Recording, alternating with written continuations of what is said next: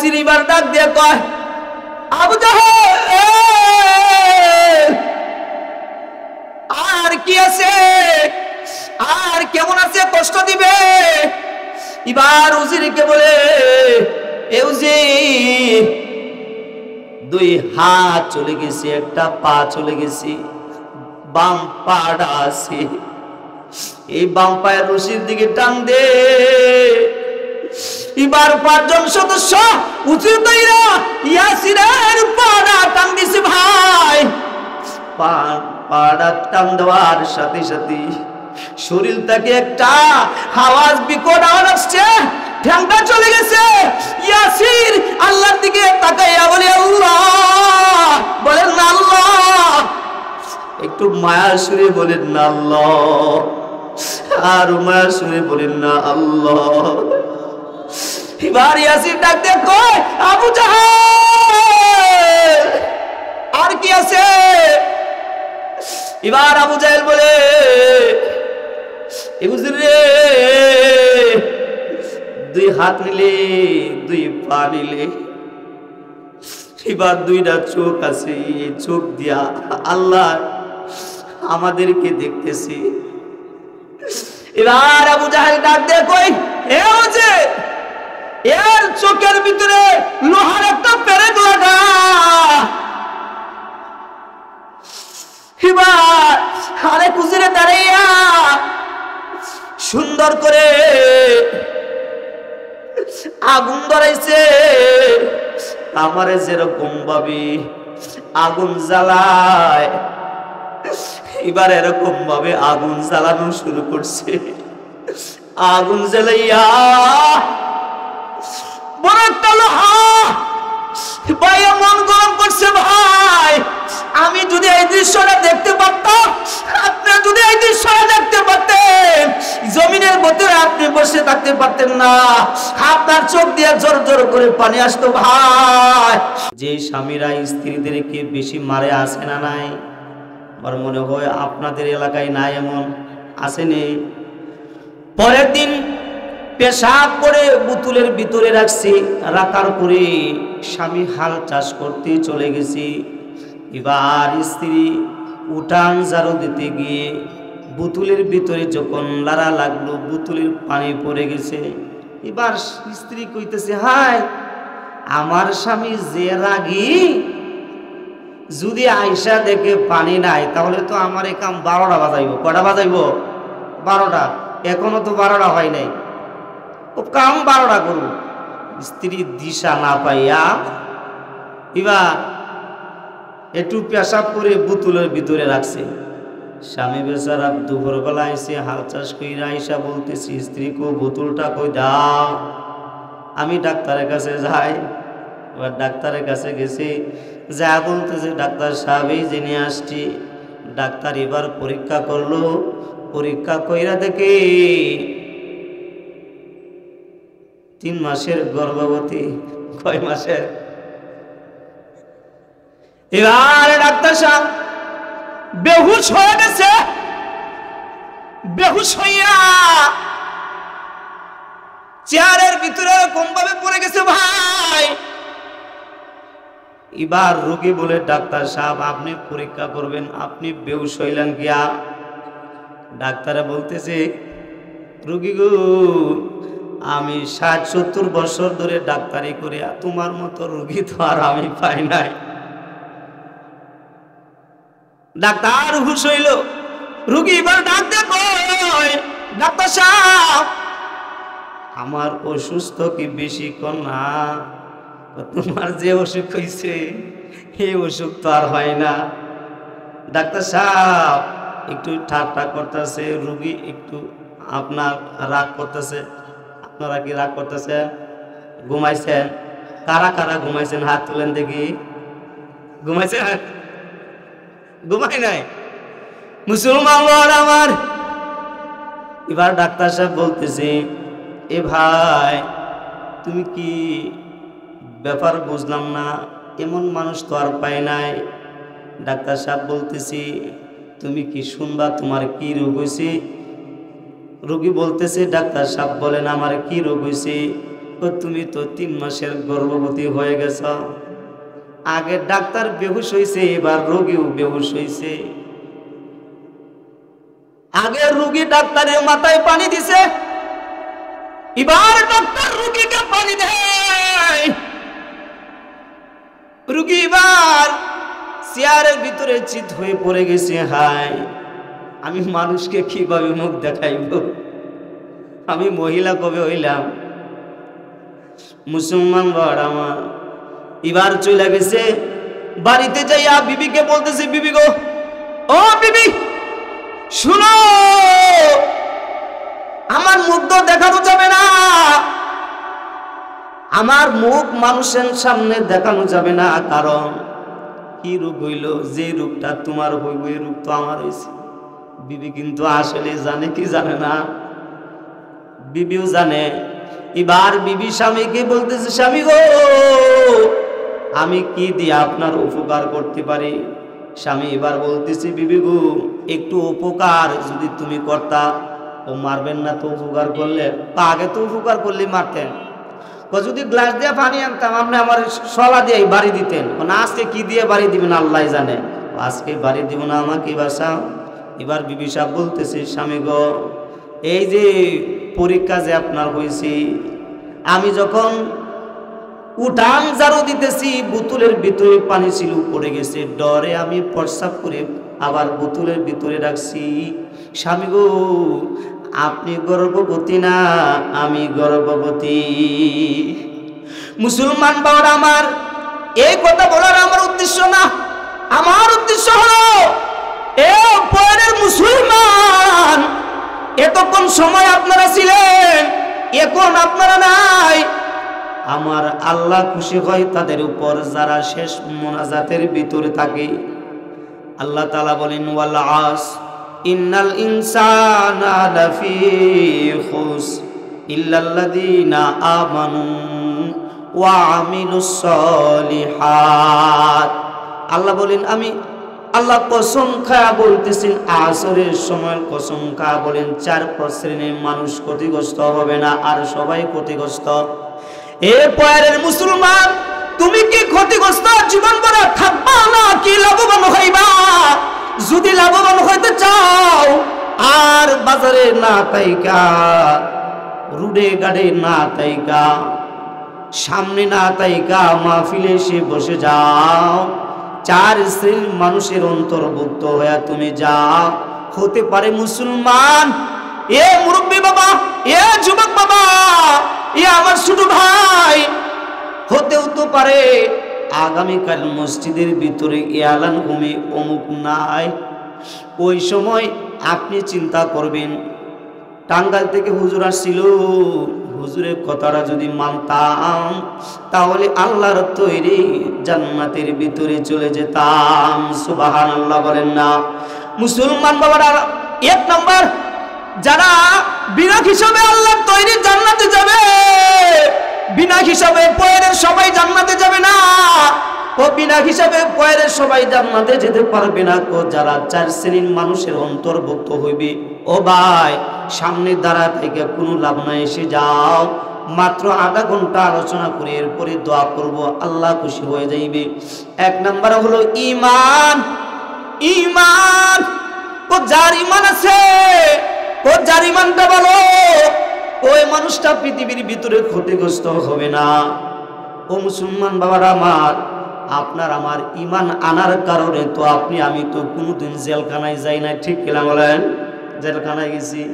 ঈমান আনার কারণে কি আমরা তায়েফের ময়দানে মার খাইছি? মার খাই নাই। ঈমান আনার কারণে কি আমরা মানুষ আমাদেরকে বেইজ্জতি করছে কি? করে নাই। কিন্তু আল্লাহ রাসূল সাল্লাল্লাহু আলাইহি ওয়াসাল্লাম একদিন রাস্তা দিয়ে যাইতেছে, ভাই আবু জাহেল সামনে দাঁড়াইছে। দাঁড়াইয়া আবু জাহেল বলে, আল্লাহর রাসূল কি ইয়া রাসূলুল্লাহ? বলে না, বলে মুহাম্মদ, মুহাম্মদ আমি কালিমা পড়ব, তবে শর্ত আছে একটা। আল্লাহ বলেন, বান্দা জান্নাতে যাইবা শর্ত হলো 4টা। মাহফিলের নিচে আসবা তো জান্নাতের বাগানে বসলা, মাহফিলের বাইরে থাকলা, এত জান্নাতের বাগানে বসলে না?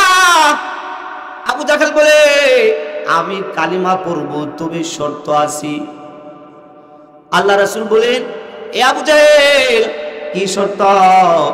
ওই শর্তটা হইল, আমি কালিমা পড়ব, এই যে আমার মুষ্টির ভিতরে কি আছে এটা বলেন।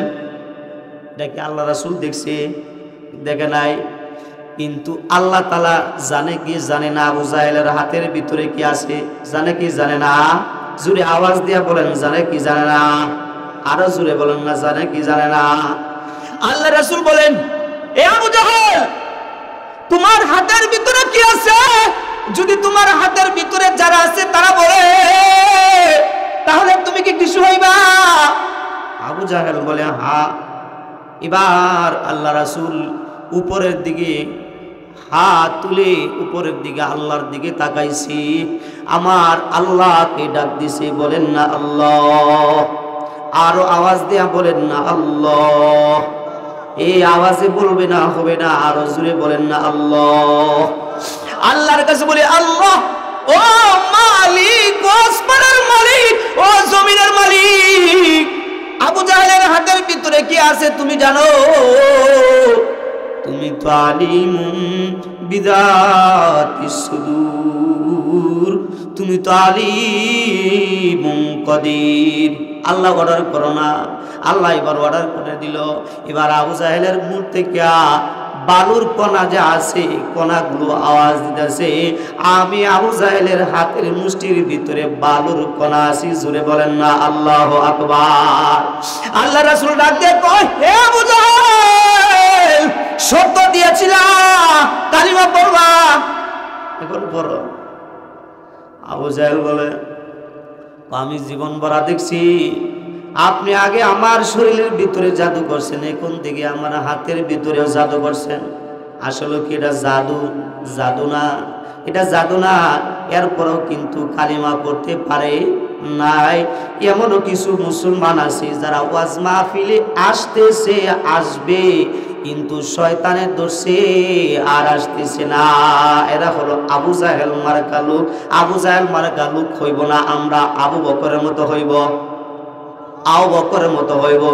আবু বকর ফিল জান্নাহ, উসমান ফিল জান্নাহ। আল্লাহ রাসূল বলেন, যদি তোমার চরিত্রটা আবু বকরের মতো বানাও, উসমানের মতো যদি বানাও, তাহলে তুমি আল্লাহর তৈরি জান্নাতের ভিতরে চলে যাইবা। সুবহানাল্লাহ। মুসলমান বাবারা আমার, এক নাম্বার হলো ইল্লাল্লাযীনা আমানু, যারা ঈমান আনবে তারা পৃথিবীর ভিতরে ক্ষতিগ্রস্ত হবে না। তো কেমন? যারা ঈমান আনছে তাদের কষ্ট হয়েছে কি হয় নাই? আপনি আমি তো বাপ দাদার, আমার বাপ মুসলমান, ওই সূত্রে আমি মুসলমান, আমার দাদা মুসলমান, ওই সূত্রে আমি মুসলমান, ঠিক কিনা বলেন? হ্যাঁ, আমার বড় দাদা মুসলমান, ওই সূত্রে আমি মুসলমান। কালিমা একবার হুজুর পড়াইছে, আশহাদু আল্লা ইলাহা ইল্লাল্লাহু ওয়া আশহাদু আন্না মুহাম্মাদান আবদুহু ওয়া রাসূলুহু। আল্লাহু আকবার। আমি এটা পড়ছি তো মুসলমান হয়েছি, কিন্তু মুসলমানের কষ্ট আমি বুঝি নাই। কি কন? এই কষ্ট এমন তো কষ্ট আমাদের হয় নাই। মক্কার একটা পরিবার ছিল, যে পরিবারের ভিতরে ঈমান আনার কারণে এত কষ্ট দিয়েছিল মুসলমান বাবার আমার। আল্লাহর নবী মুহাম্মদুর রাসূলুল্লাহ সাল্লাল্লাহু আলাইহি ওয়াসাল্লাম, আল্লাহর প্রিয় নবীজির সাহাবী হযরত ইয়াসির রাদিয়াল্লাহু তাআলা আনহু, উনাদের পরিবারের ভিতরে সদস্য ছিল তিনজন। কয়জন? জুড়ে বলেন না কয়জন? তিনজন।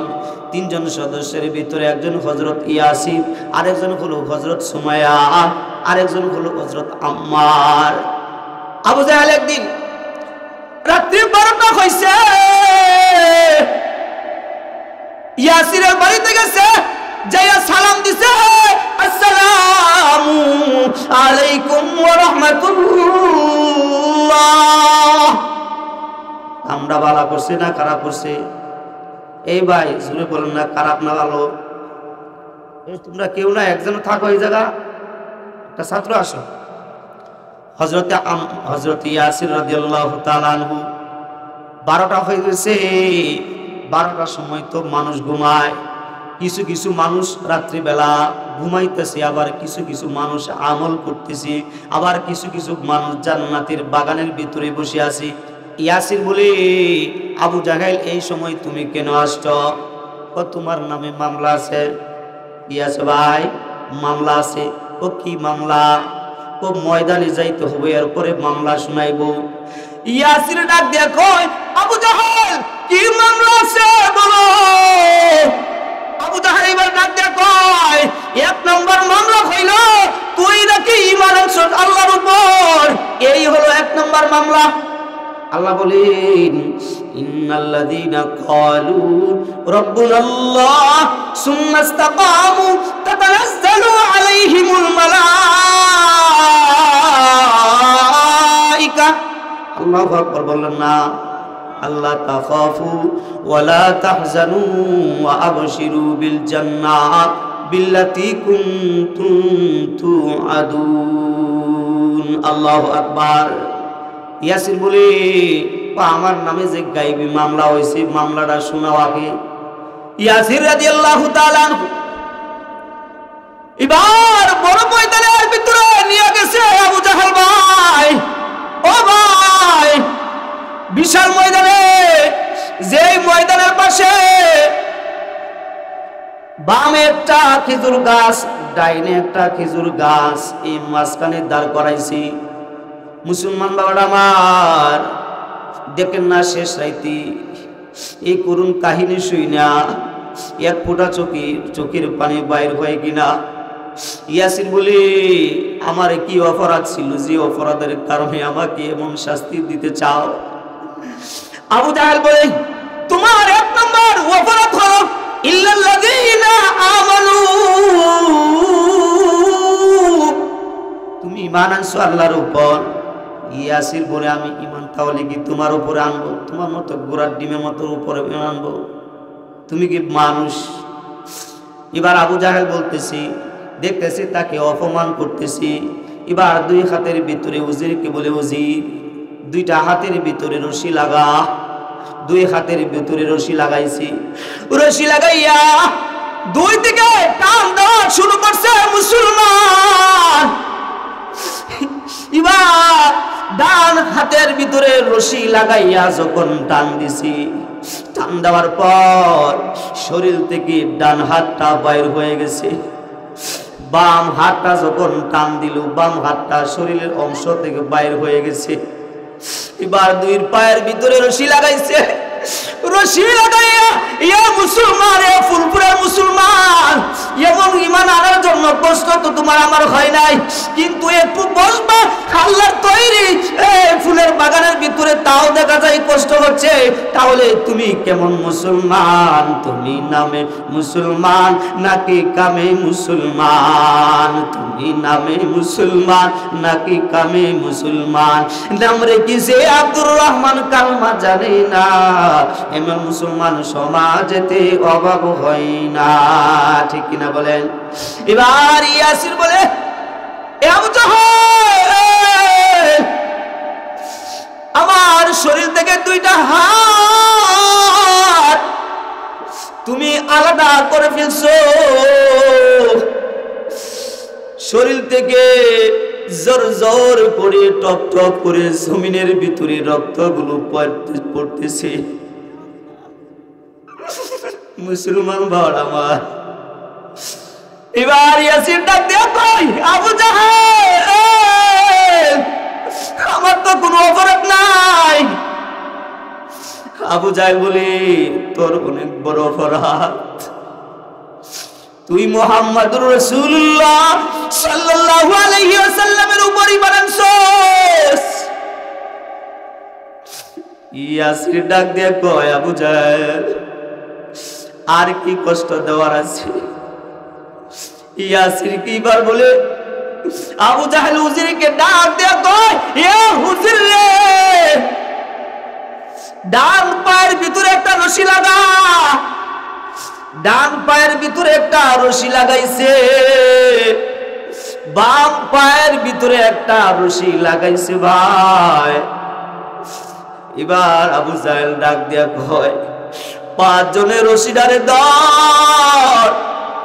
এবার 5 জনে রশি ধরছে, রশিদার মন জুড়ে কান মারছে ভাই। ডান পাটা এবার ইয়াসিরের শরীর থেকে বিনষ্ট হয়ে বাহির হয়ে গেছে, রক্তগুলো চিলিক দিয়া পড়তেছে, এক একজনের মুখে যাইতেছে, এক একজনের মানুষের শরীরের ভিতরে যাইতেছে। ইয়াসিরের উপরেও ঈমান ছাড়ে নাই। এবার আবু জাহেল ডাক দিয়া কয়, ইয়াসির রে,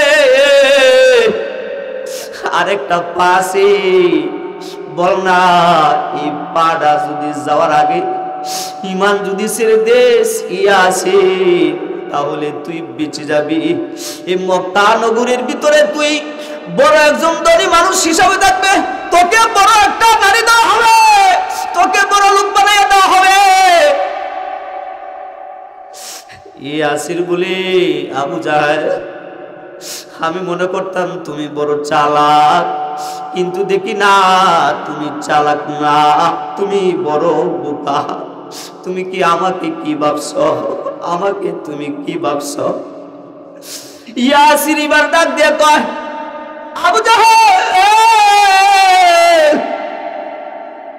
আর কি আছে, আর কেমন আছে, কষ্ট দিবে?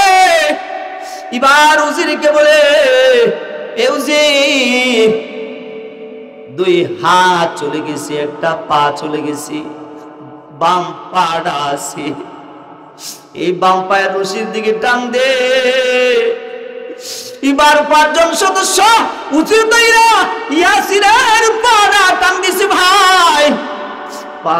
পাটা টান দেওয়ার সাথে সাথে শরীর থেকে একটা আওয়াজ, বিকট আওয়াজ আসছে, ঠ্যাংটা চলে গেছে। ইয়াসির আল্লাহর দিকে তাকাইয়া বলে, আল্লাহ, বলেন না আল্লাহ, একটু মায়া সুরে বলেন না আল্লাহ, আর মায়া সুরে বলেন না আল্লাহ। এবার ইয়াসির ডাক দিয়ে কয়, আবু জাহেল, আর কি আছে? এবার আবু জাহেল বলে, রে, 2 হাত নিলে, 2 পা নিলে, এবার 2টা চোখ আছে, চোখ দিয়া আল্লাহ আমাদেরকে দেখতেছি। এবার আবু জাহেল ডাক দিয়ে কই, এর চোখের ভিতরে লোহার একটা পেরেক লাগা। এবার আরেক উজিরে দাঁড়াইয়া সুন্দর করে আগুন ধরাইছে। আমারে যেরকম ভাবে আগুন জ্বালায়, এবার এরকম ভাবে আগুন জ্বালানো শুরু করছে। আগুন জ্বালাইয়া বড় একটা লোহা ভাই মন গরম করছে ভাই। আমি যদি এই দৃশ্যটা দেখতে পারতাম, আপনি যদি এই দৃশ্যটা দেখতে পারতেন, জমিনের ভিতরে আপনি বসে থাকতে পারতেন না, আপনার চোখ দিয়ে জোর জোর করে পানি আসতো ভাই।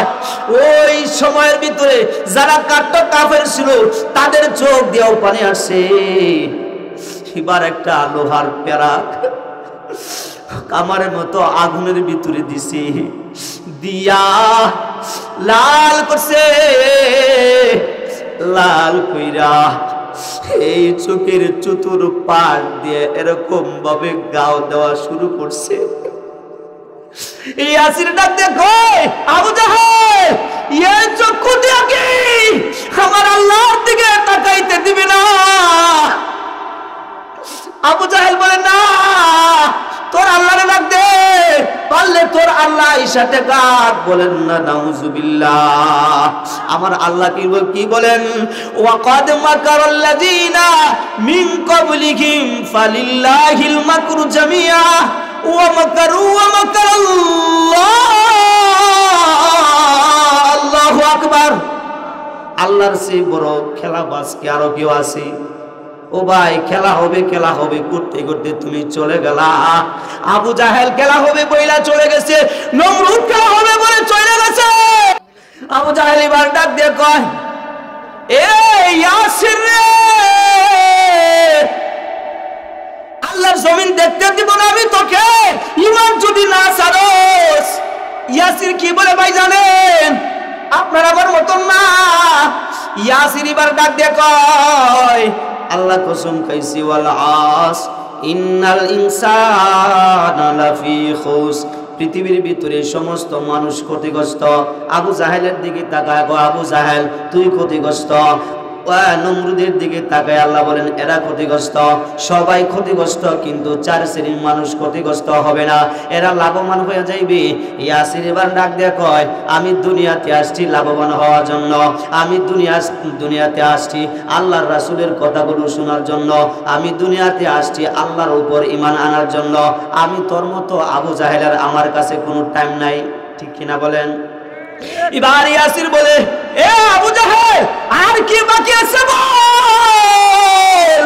এবার আবু জাহেল বলে, হুজুর রে, এই যে লোহাটা, এই পেরেকটা আরো বেশি গরম কর।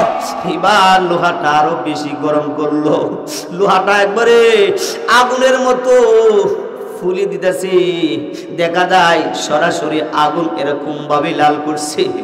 এবার আবু জাহেল উজির কি বলতেছে, ইয়াসিরের 2 পাড় দিয়া মাথা দিয়া সুন্দর করে ধর, ইয়াসির যেন তার মাথাটা নড়াইতে না পারে।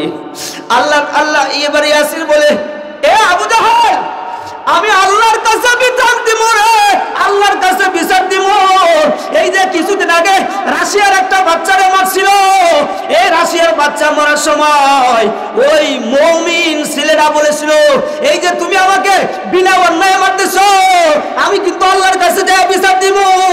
এই যে কথাটা বইলা রাশিয়ার পিচ্চি ছেলে মুসলমানটা আল্লাহর দুনিয়া থেকে কালিমা পড়ে বিদায় হয়ে গেছে। কিছুদিন যাইতে না যাইতে রাশিয়ার প্রেসিডেন্ট পলাইছে, শুনছেন কি শুনেন নাই? মুসলমান বাবারা আমার ইয়াসির বলে, এ আবু জাহেল আর কি আছে কর। এবার উজিরকে বলতেছে, উজির রে, ইয়াসিরের ডান যে চোখ আছে, এই চোখটা এই লোহা দিয়া, গরম লোহা দিয়ে ধরে। এবার উজির ওই লোহাটা লাগাইছে, লাগাইয়া চোখের চতুর্পাশ দিয়ে দেখছে গরম সেট সেট করে ঢুকে গেছে। এ মুসলমান, ইয়াসির ডান চোখটা চলে গেছে, বাম চোখটার ভিতরে বাল লাগানো শুরু করছে। বাম চোখটা লাগাইছে, বাম চোখটার চতুর্পাশ দিয়ে যখন ঢুকাইছে ভাই, সেট সেট করে ঢুকছে, 2টা চোখ তুলে ফেললো। ইয়াসির এবার বলে, আর কি শাস্তি দিবি রে আবু জাহেল? আল্লাহ বলেন না আল্লাহু আকবার, আল্লাহু আকবার, জোরে বলেন না আল্লাহু আকবার। এবার আবু জাহেল ডাক দেখো, ইয়াসির আরো শাস্তি বাকি আছে, আরো একটা শাস্তি আছে রে। ইয়াসির বলে, আবু জাহেল আর কি শাস্তি দিবে আমারে? এবার আবু জাহেল বলে, আরেকটা শাস্তি হইল, তোর 2টা কান আছে, এই কান দিয়া কি শুনবে? এই কান দিয়া ভালো কথা শুনবে, শুনতে দিব না। ইয়াসির এবার ডাক দিয়া কই, কি করবি তাহলে? আবু জাহেল এবার উজিরকে বলে, উজির রে, লোহার পেরেকটা আগের চেয়ে বেশি গরম কর। আবার লোহার পেরেকটা গরম করছে, গরম কইরা ইয়াসিরে এই ডান কান দিয়া যখন ঢুকাইছে, ইয়াসির একটা চিৎকার মারে বলছি, আল্লাহ। বলেন না আল্লাহ।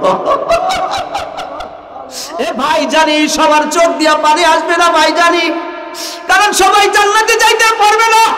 রাসূল বলে, যদি তুমি কান্না না আসে, কান্নার বাহানা যদি ধরো তাহলেও সওয়াব হইব। এই বাহানা তোমাকে একদিন জান্নাতে নিয়ে যাইব। সুবহানাল্লাহ, সুবহানাল্লাহ। এবার আবু জাহেল ডাক দেখো, আর কি বাকি আছে বল।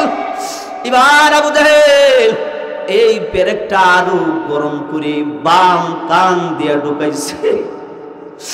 এই মুহূর্তে চোখ নিয়ে গেছে, হাত নিয়ে গেছে, পা নিয়ে গেছে ভাই, কিন্তু জবানটা কোনো বন্ধ হয় নাই। এবার আবু জাহেল ডাক দিয়ে কয়, আরেকটা শাস্তি তোর বাকি আছে। আবু জাহেল ডাক দিয়ে কয়, আরেকটা শাস্তি তোর আছে। ইয়াসির ডাক দিয়ে কয়, আবু জাহেল আরেকটা কি শাস্তি? কই তোর জিহ্বা আছে, জিহ্বা আছে, এই জিহ্বাটা লড়াইতেছস, এই জিহ্বা দিয়ে আল্লাহকে ডাক দিবি। এই ডাক দেওয়ার মতো ক্ষমতা আমি আর দিব না।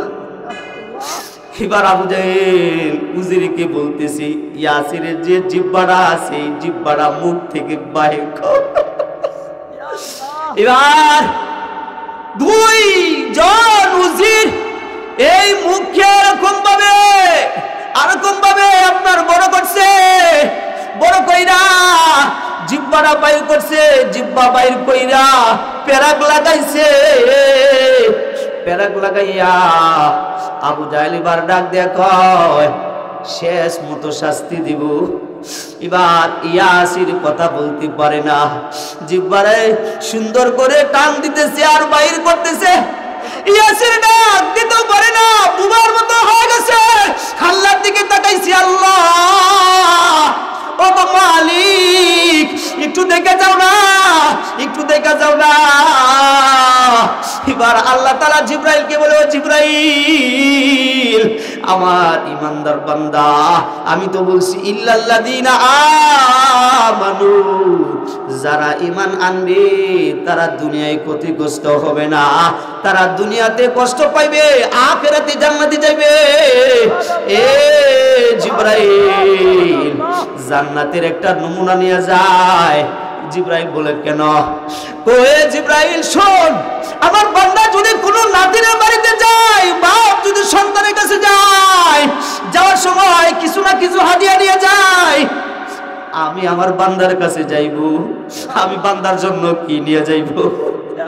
এবার আল্লাহ তাআলা বলে, ও জিবরাইল, এই যে জান্নাতের একটা নমুনা ল, যা ইয়াসিরকে আমরা ওই মক্কার ময়দানের ভিতরে দেখাইস।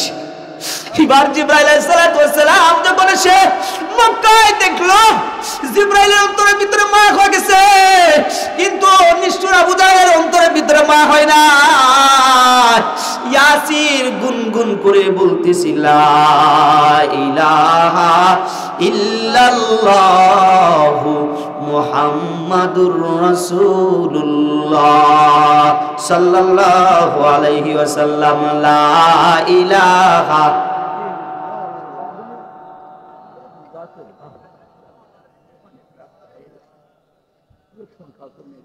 লা ইলাহা ইল্লাল্লাহ, লা ইলাহা ইল্লাল্লাহ মুহাম্মাদুর রাসূলুল্লাহ সাল্লাল্লাহু আলাইহি ওয়াসাল্লাম। আমরা আল্লাহর রাসূলের সাথে জান্নাতে যেতে চাই কি চাই না? আল্লাহর রাসূলের সাথে কারা কারা জান্নাতে যেতে চাই? একটু হাত তুলেন, একটু হাতটা লাড়াচাড়া দেন। ঘুম আছে? আমরা আল্লাহর রাসূলের সাথে জান্নাতে যাব ইনশাআল্লাহ বলেন। আর জোরে বলেন ইনশাআল্লাহ, আর জোরে বলেন ইনশাআল্লাহ। আল্লাহ তাআলা আমাদের হাতটুকু যেন আল্লাহর রাসূলের সাথে আমরা জান্নাতে যেতে পারি। আমল হলো কয়টা? মাত্র আল্লাহর রাসূলের সাথে যদি জান্নাতে যেতে চান, চারটা আমল আছে। কোন চারটাই বলার আমার সুযোগ নাই। আল্লাহ তাআলা যদি কোনো এক সময় তৌফিক দেয় আমি বলবো ইনশাআল্লাহ। তবে আসুন, এখানে কোরআনী মাদ্রাসা, ঠিক কিনা বলেন? এখানে কি পড়া হয়? কোরআন পড়া হয়। কোরআনের সাথে সম্পর্ক রাখবেন তো ইনশাআল্লাহ? রাখবেন ইনশাআল্লাহ? কোরআনের সাথে যদি সম্পর্ক রাখেন তাহলে আল্লাহ তাআলা কোরআনের বদৌলতে একটা অশিক্ষিত কেউ আল্লাহ তাআলা জান্নাত দিয়ে দিবেন। জোরে বলেন না সুবহানাল্লাহ। এই কোরআনের সাথে সম্পর্ক ইনশাআল্লাহ আমরা রাখবো। ছোট্ট একটা কথা বলি ইনশাআল্লাহ, আমার আলোচনা শেষ করব যথাসময়ে, এরপরে ইনশাআল্লাহ দোয়া হবে। কোরআনের সাথে যদি একটু সম্পর্ক রাখেন, এই কোরআনটা আপনাকে নিয়ে জান্নাত পর্যন্ত পৌঁছিয়ে দিবেন। বলেন না সুবহানাল্লাহ, জুরি বলেন না সুবহানাল্লাহ।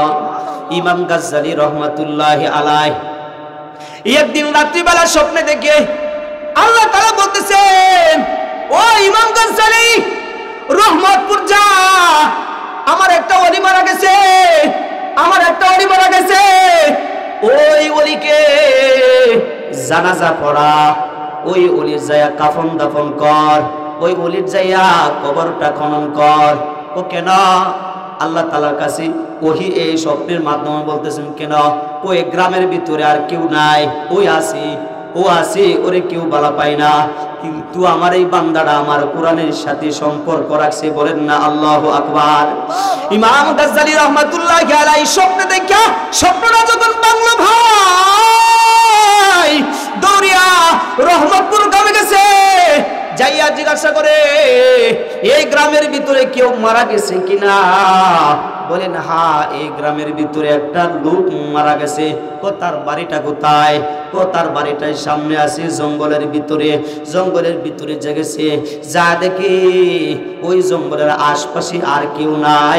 আল্লাহর এই বান্দাটা মরে আছে, কেউ দাফন দিবে কেউ নাই, গোসল করাইবে কেউ নাই, কাফনে কাফন আনবে কেউ নাই। মুসলমান বাবার আমার কথাগুলো বলতেছি জীবনের শেষ মনে কইরা বলতেছি, আপনিও শুনেন জীবনের শেষ মনে কইরা একটু কোরআনের সাথে সম্পর্ক রাখেন, দেখবেন আল্লাহ তাআলা দুনিয়ার মধ্যেও কামিয়াবি করবে, আখিরাতে জান্নাতে দিবে। ইমাম গাজ্জালী রাহমাতুল্লাহি আলাইহি ওই রহমতপুর গ্রামে গেছে, যাইয়া দেখে একটা লাশ আছে, কিন্তু কবর দেওয়ার মতো কেউ নাই। নিজের হাতে গোসল করাইছে, নিজের হাতে কাফন দাফন করছে, নিজেই কবর খনন করছে। কবর খনন কইরা এবার নিজেই এই সুন্দর করে লাশটা কবর দিছি, দিয়া এবার বাইর হইছি। কবর থেকে যখন উঠছে, উঠার সাথে সাথে ওই কবর থেকে আল্লাহর জান্নাতের সুঘ্রাণ বাইর হইতেছে। জোরে বলা যায়নি সুবহানাল্লাহ ভাই, আর জোরে বলেন না সুবহানাল্লাহ। ইমাম গাজ্জালী রাহমাতুল্লাহি আলাইহি বলেন, আমি জীবনে কত কবর দিলাম, কোন কবর থেকে জান্নাতের সুঘ্রাণ পাই নাই। এই অশিক্ষিত মূর্খের গড় কবরের থেকে জান্নাতের সুঘ্রাণ পাইতেছে, কি আমল করছে? এবার দৌড়িয়া বাড়িতে গেছে ভাই, বাড়িতে যাইয়া বিবিকে সালাম দিছে, আসসালামু আলাইকুম ওয়া রাহমাতুল্লাহ, আসসালামু আলাইকুম ওয়া রাহমাতুল্লাহ। এই যে মারা গেছে উনি কি লাগে আপনার? ও উনি আমার স্বামী লাগে। ও আপনার স্বামী কি আমল করছে যে আমলের কারণে আপনার স্বামীর থেকে জান্নাতের সুঘ্রাণ বাড়ি হইতেছে? কবর দেখা জান্নাতের সুঘ্রাণ আমি পাইতেছি, কি আমল করলো বলেন না। ইমাম গাজ্জালী রাহমাতুল্লাহি আলাইহি যখন বলার পরে বিবি বলে, আপনাকে আমি চিনতে পারলাম না। উনি বলেন, আমি হলাম ইমাম গাজ্জালী, একটু পর্দার আড়াল থেকে বলো না। আমি পর্দা করছি, আপনি ভিতরে আসেন। ভিতরে আয়েশা দেখেন আমার স্বামী কি আমলটা করতো। এবার বিবি পর্দার আড়াল দিয়া এরকম ভাবে একটা কিতাব দেখাইছে, যেই কিতাবের নাম হলো কোরআন, যেই নামটা কিতাবের হলো কোরআন, যে কোরআনের ভিতরে আল্লাহ বলছেন, যা লিকাল কিতাবু লা রাইবা ফি, আমার এই কোরআনের ভিতরে আমি যা নাজিল করছি তার মধ্যে কোনো সন্দেহ নাই। বিবি বার ডাক দিয়ে কই, এই ইমাম, আমার স্বামী বেশি আমল করে নাই, এই কোরআনের সাথে সম্পর্ক ছিল। এবার বিবি বলে, ও ইমাম গাজ্জালী, আমার স্বামী বেশি আমল করে নাই। সকালবেলা যখন সকাল হইতো, ফজরের নামাজ পড়তো, ওইরা এই যে একটা কিতাব আছে, কিতাবটা পড়তে পারতো না। কিতাবটা না পড়তে পারলেও কিতাবটা এরকম ভাবে দেখে আর কান্দে আর আল্লাহর কাছে বলে, আল্লাহ, আমি জানি না তোমার এই কিতাবটা আমি পড়তে পারবো না।